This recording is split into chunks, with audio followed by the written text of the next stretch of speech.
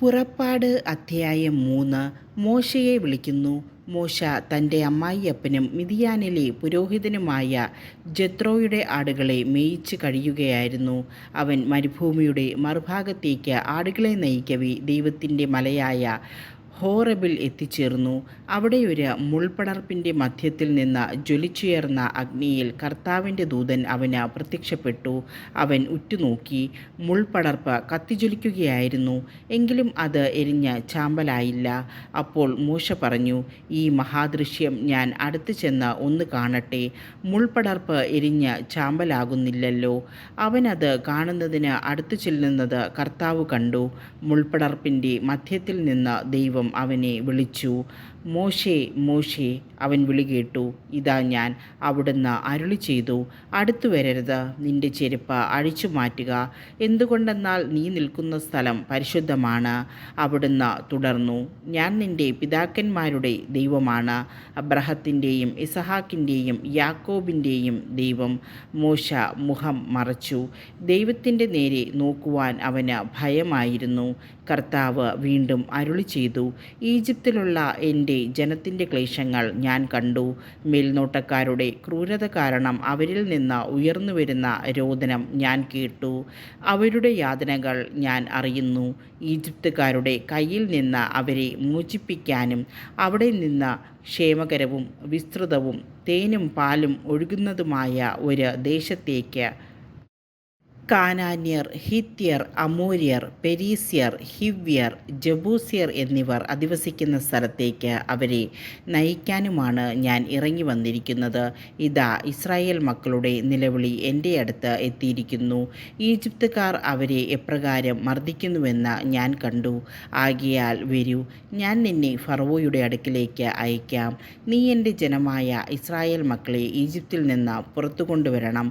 മോശ ദൈവത്തോട് പറഞ്ഞു, ഫറവോയുടെ അടുക്കൽ പോകാനും ഇസ്രായേൽ മക്കളെ ഈജിപ്തിൽ നിന്ന് പുറത്തു കൊണ്ടുവരാനും ഞാൻ ആരാണ്? അവിടുന്ന് അരുളി ചെയ്തു, ഞാൻ നിന്നോടുകൂടെ ഉണ്ടായിരിക്കും. ഞാനാണ് നിന്നെ അയക്കുന്നത് എന്നതിന് ഇതായിരിക്കും അടയാളം. നീ ജനത്തെ ഈജിപ്തിൽ നിന്ന് പുറത്തു കൊണ്ടുവന്നു കഴിയുമ്പോൾ ഈ മലയിൽ നിങ്ങൾ ദൈവത്തെ ആരാധിക്കും.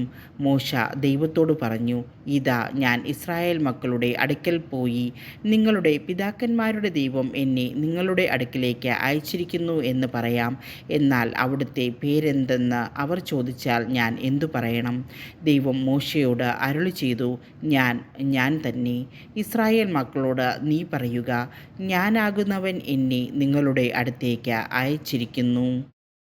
അവിടുന്ന് വീണ്ടും അരുളി ചെയ്തു, ഇസ്രായേൽ മക്കളോട് നീ പറയുക, നിങ്ങളുടെ പിതാക്കന്മാരുടെ ദൈവമായ കർത്താവ്, അബ്രഹത്തിൻ്റെയും ഇസഹാക്കിൻ്റെയും യാക്കോബിൻ്റെയും ദൈവം എന്നെ നിങ്ങളുടെ അടുത്തേക്ക് അയച്ചിരിക്കുന്നു. ഇതാണ് എന്നേക്കും എൻ്റെ നാമധേയം. അങ്ങനെ സർവ്വ പുരുഷാന്തരങ്ങളിലൂടെയും ഈ നാമധേയത്താൽ ഞാൻ അനുസ്മരിക്കപ്പെടണം. നീ പോയി ഇസ്രായേൽ ശ്രേഷ്ഠന്മാരെ വിളിച്ചുകൂട്ടി പറയുക, നിങ്ങളുടെ പിതാക്കന്മാരുടെ ദൈവമായ കർത്താവ്, അബ്രഹത്തിൻ്റെയും ഇസഹാക്കിൻ്റെയും യാക്കോബിൻ്റെയും ദൈവം പ്രത്യക്ഷപ്പെട്ട് എന്നോട് അരുളി ചെയ്തു, ഞാൻ നിങ്ങളെ സന്ദർശിക്കുകയും ഈജിപ്തുകാർ നിങ്ങളോട് പ്രവർത്തിക്കുന്നത് കാണുകയും ചെയ്തിരിക്കുന്നു. നിങ്ങളെ ഈജിപ്തിലെ കഷ്ടതകളിൽ നിന്ന് മോചിപ്പിച്ച കാനാന്യർ, ഹിത്യർ, അമോര്യർ, പെരീസ്യർ, ഹിവ്യർ, ജബൂസ്യർ എന്നിവരുടെ നാട്ടിലേക്ക്, തേനും പാലും ഒഴുകുന്ന ദേശത്തേക്ക് കൊണ്ടുപോകാൻ ഞാൻ നിശ്ചയിച്ചിരിക്കുന്നു.